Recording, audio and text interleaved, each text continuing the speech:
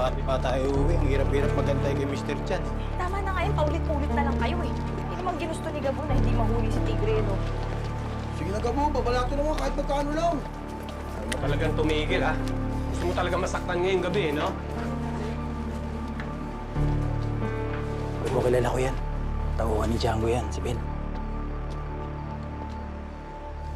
Gabo, si Bento. May gusto sana akong sabihin sa'yo. Bakit? Ano kailangan mo kay Gabo? Gabo, ilang araw na akong hindi pinapatulog ng konsensya ko. Alam ko kung sino bumaril sa tatay mo, kay Mang Rudy. Gabo! Sino bumaril sa tatay ko? Sino? Si Django, Gabo. Sigurado ka? Oo, nakita ko. Magkakasama kami nun. Sa riot, doon sa demolition.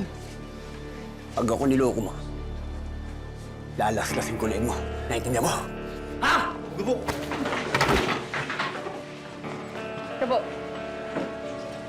Gabo, ano iniisip mo? Pagbabayaran ni Django ang ginawa niya sa tatay ko. Gabo! Gabo! Tara! Akala siguro nung gagong Ben na yon, maiisahan niya ako.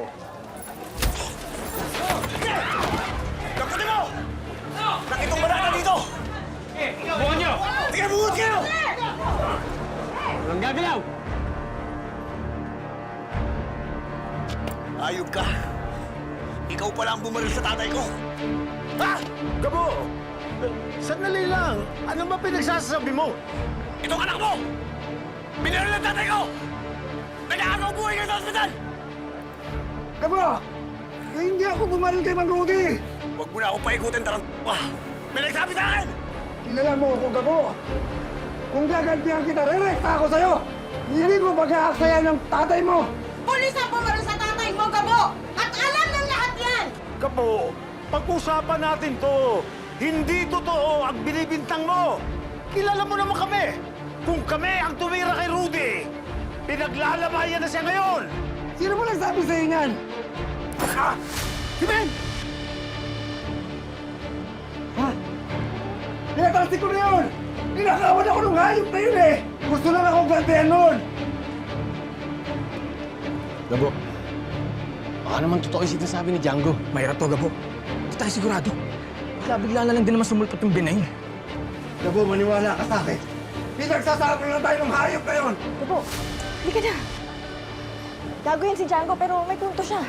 Kung gusto niyang gumante, sa'yo siya dediretso.